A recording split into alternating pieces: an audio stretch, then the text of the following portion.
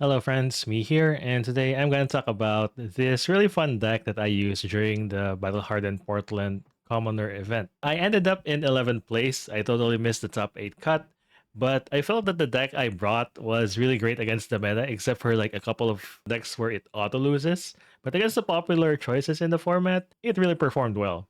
So as you can see, here's my match record. I'll try to remember all of these matches since it was last November. But the thing is, that deck is a Fatigue Oldhim, and it's very different from Brody's list. His list has more of an offensive edge, but mine is like, it really wants to fatigue the opponent. So it's supposed to be really good against Ira, Chane, Iyslander, and a couple of other aggressive decks in the commoner format. And it will auto lose to Enigma. And apparently, in the Guardian Mirror, if the Guardian has a sledge on their sideboard. But other than that, I think that, given the most commoner decks, it stands a fighting chance. In my match against Lucas, he was using, if I remember right, Victor. So he also has the sledge, and it was a grindy matchup, but somehow I managed to come up on top and actually win the thing. That kind of won me the game. Unfortunately, though, I lost to a very favored match against Majin Bay because I got greedy and just tried to attack. Wherein my strategy in Iyslander by default was just A before everything, heal whatever arcane damage goes through, and then just keep throwing attacks, and then he'll eventually run out of stuff to throw at me and then get fatigued. But I didn't follow the script. I got greedy and tried attacking, and the moment that last blue left from my hand, I get peppered by all of these by all of these arcane damage. Whenever I think that this is the match that could have changed the whole trajectory of my run during that tournament, then yeah, I feel really salty about this loss. But it's awesome though, because I got to actually meet Majin Bay. My next two matches against Dylan and Jonah, I remember right, they were both playing Chane. Now Chane is the deck's best matchups. I was testing on Talishar, and there are times that I even forgot to put AB1 on Oldhim, and it still won me the match because of all of the damage prevention due to Oldhim's ability and the healing.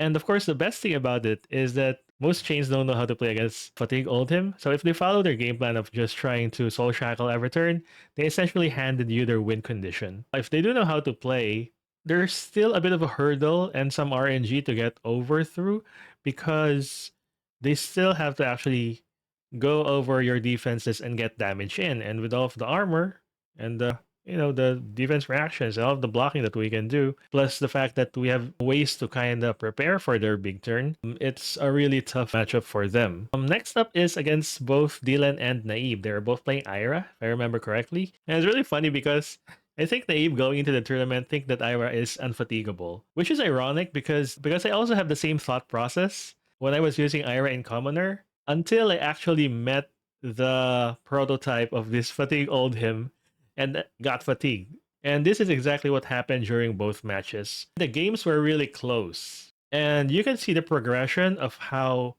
they are very far ahead during the first half of the game until they've thrown most of their red attacks. The slower the Ira deck is, the better it is for Fatigue Oldhim. How the matchup goes is they are ahead for like the majority of the game until they run out of their red attacks, and then suddenly the offense just stops when you're at like 1 or 2 health, but you can cover everything with the remaining cards in your hand, plus with Oldhim's ability, even their Kodachis. And then finally, my win and in match against Brody.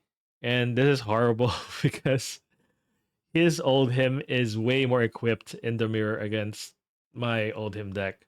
And I tried my best to like try to fatigue him too, but Sledge of Anvilheim is a very hard thing to fight against. So yeah, I ended up 5-2, ended up missing the cut at 11th, but I had a lot of fun in the deck. And I think in a really big field where there are a lot of the popular decks, it could be a good pick. So what does the deck look like nowadays? I actually lost the original list of my deck, so sorry about that. But to more than make up for it, I have updated it for the Hunted. And the two big updates in the Hunted are the Blade Beckoner series. These are great because instead of Battle Worn, they get Guardwell. And how you use them is, well, depends on the context, right? But normally, if you block it with a weapon, they become 2 defense armors, which is great for Kodachi for 2. or if you're getting hit by the physical part of Rosetta Thorn. But they also double up as 1 armor for normal attack actions the first time you use them, and then as a 1 armor for weapon attacks. This is because of the guard wall mechanic. When you use it to block a breakpoint, for example, a leg tap for 4, right? When guard wall resolves, we'll put a -1 counter to the gauntlet, so it will become 0, right? But the next time you use it, if it's against a weapon, it will gain another +1 armor, so it will defend for 1. And it's only during after that that the guard will take over and then give it -2 total, and then you can't use it anymore. But the fact that you can either use it as a 2 block for a weapon or a 1 armor for an attack action, and then later on 1 armor for against weapons, like Kodachi for 1, is what really sold me on this compared to other Guardian armors. I'd rather just have lesser armor, but be able to reliably slow the game down, rather than stronger armor, but give them the chance to get a big turn. As for the rest of the armor, I'll just quickly go through them. Bastion of Duty is Temper 2 without any conditions. If you have Steel Braid Buckler, use that. I just use Bastion of Duty to be fancier. Our weapon of choice, of course, is Titan's Fist for Fatigue Oldhim. Having a reliable 4 bonk off of a blue pitch is 90% of our game plan. So Titan's Fist really works well there. Civic Duty is probably the best Civic out of the bunch. There are still matchups where it's really sus and sketchy, like in the Guardian Mirror, where that 1 Vigor token could lead you getting macho granded by the Guardian.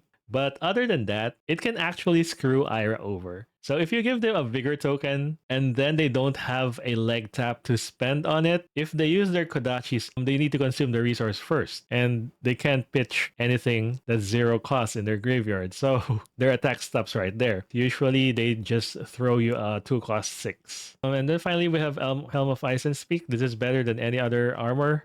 Of course, it's way better than the Civic alternative, which gives your opponent a card. Yeah, this is the best Guardian Helm. It's battle worn, and then if you pay 1 and destroy it, your hero will gain 1 intellect. So this is great for defensive turns when you're anticipating that the opponent will be doing a really big turn. Like for example, Chane is stacking up all of his things in the banish zone, so he could go pop off for a big turn later on.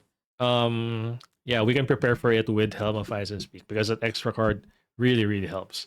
It's also great when you are left with, for example, you drew a 4 red hand, and then what you can do is like block with 2 of them, or even 3 of them if you want. But let's say you block with 2, and then you can use 1 to pay for Helm of Isen Speak's ability, and then Arsenal the remaining red, which hopefully is a defense reaction or an attack that you can use later. So it saves you out of like really bad spots sometimes. Also, it has an additional use. I pair it with Stonewall Confidence right here. So what happens is if I get 2 blues remaining in my hand, I will play Stonewall Confidence. And since it has to go again, I can still activate the Helm, draw into 5, and then if those 5 are like cards that cost 3 or more, then each of those are like 5 defense, and the opponent can't really do anything much about it. Oh yeah, I forgot to talk about Oldhim's ability. We're just using the Earth side. If you pitch an Earth card, you prevent the next 2 damage that will be dealt to you. So it has a lot of flexible applications. So for example, this automatically takes care of Ira's Kodachi for 1 and her +1 ability. 2 damage prevention effect lasts the whole turn.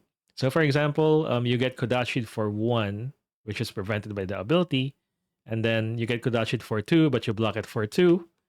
The remaining 1 damage prevention still carries over. So for example, if they end up with a leg tap, then the 1 damage is still there. You can use another card to simply just cleanly block the 4 damage. So let's go through the rest of the deck. I'll just highlight the most important changes that I did since my default list. Our attacks are the 3 cost 7 power attack actions. So Guardian has a lot of these. And this is because sometimes we just play like Ira, wherein we play with 2 cards. So we want the cards that we play have an additional crush effect or just be on a rate. So oftentimes what happens is we have a 4-card hand, we block with the extra blue, we use the Earth card to Oldhim's ability and prevent 5 damage, and then we send back 7. Sometimes if people are really scared of its crush effect or just the damage, they will spend cards to block it, which works to our favor because they'll have less offense, which means we can block it more effectively. Yeah, they spend cards to block, so that contributes towards their fatigue. So these are our 2 main Guardian crushes. I used to have I forgot the name of the card. I think it was Prey on the Weak or something. The one that prevents 3 power attacks from being played. But I cut that off because in the format, it's kind of hard to use. Iyslander uses Arcane plus big attacks. Ira uses leg taps, which are 4 power and 5 power and 6 power attacks. Maybe Chane can be affected, but our matchup with him is already very good to begin with. So it's more like a Winmar card. Another Crush of the Week. So I ended up cutting in the red version of this card. What I replace it with is more Earth and Elemental synergy. So I added 2 more Fruits of the Forest. This is a very flexible card. In a pinch, you can use it to heal for 2, which is great for covering the damage that we weren't able to block effectively earlier in the game. The red can also be used to attack. Can also be used to fuse with Entangle if somehow we're able to keep a 3-card hand. The same also applies to Autumn's Touch. So we also have the blue versions of these, which we use to pitch for Oldhim's ability. And then we have Fyendal's Fighting Spirit, which is again another flexible card.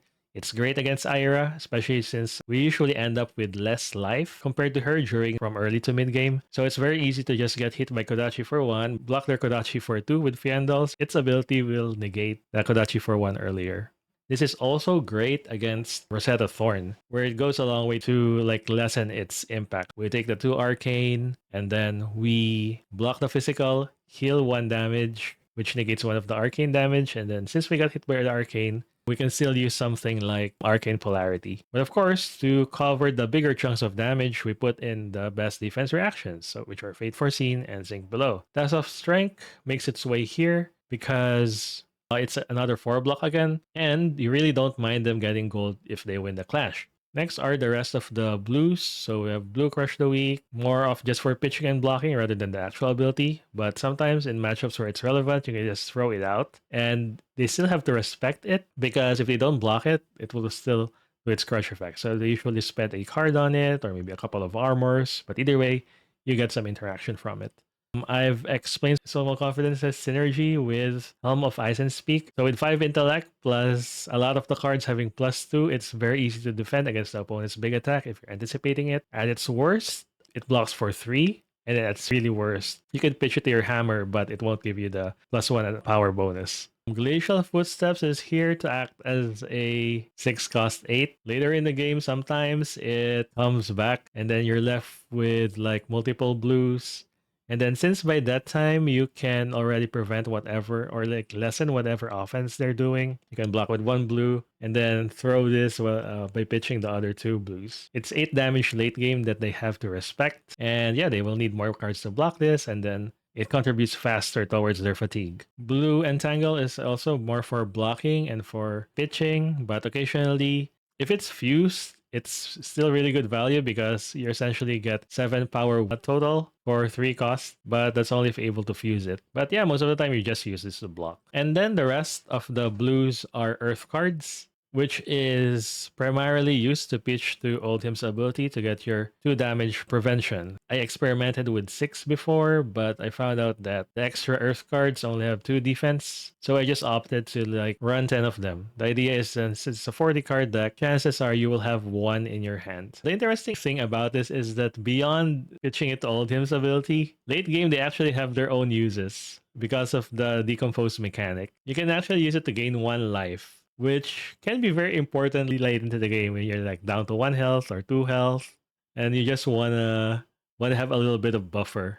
So but at that point you might already have a lot of Earth cards in your graveyard and action cards, you can easily fulfill its decompose. It's also the same for Cadaverous Tilting, so rather than 4, it will attack for 6, which is still underrated given that it's 3, but when you consider that it's very late in the game by the time that you're gonna use this, sometimes it's just enough to force the opponent to still block it with cards and then move faster to their fatigue. And finally, we have Break Ground. So this is more of a utility card. You still primarily use it for pitching to Oldhim's ability, but just in case you somehow clogged up your arsenal for some reason, for example, you left a blue in there that you cannot use, Break Ground will help you. Finally, we move on to the sideboard. Our sideboard is mainly against Iyslander. So we want a before for maximum protection so that nothing really gets in. So on their turn, 2 blues with a before would cover whatever arcane damage they deal, plus their Waning Moon activation. So don't be like me, just be really patient and trying to cover all of their attacks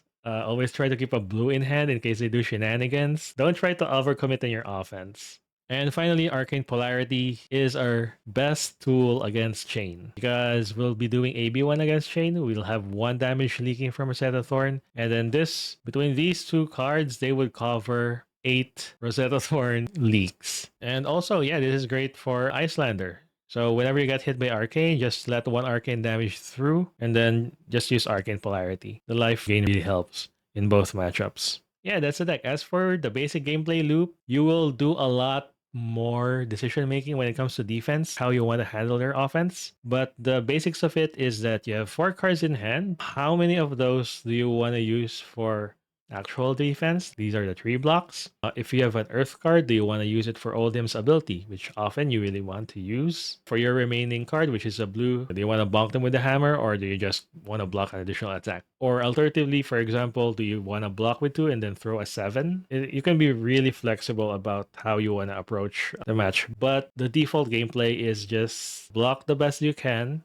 use Oldhim's ability, bonk them back with the hammer, and then you'll eventually fatigue them. And then if there's an opening, then you can throw in a big attack. And then if you think there's a big turn, make sure to use Helm of Isen Speak, hopefully with Stonewall Confidence. So eventually you will wear them down. They will run out of red attacks. And then you'll notice that you can defend against their attacks better. Yeah, you'll just take over the game from there. And then as for its worst matchups, yeah, Sledge is really painful because yeah, they can fatigue you and you have to kind of force an offense against them. And then finally, yes, Enigma. If you're faced against Enigma, don't try to force the game. Just save your time and effort because I don't think that's gonna win against Enigma. Hopefully this deck tech is helpful and you're able to pick up some ideas on Fatigue Oldhim. If you have any suggestions on how to improve the deck, please do put it in the comments below. And I hope you guys have a great day. Bye bye and take care.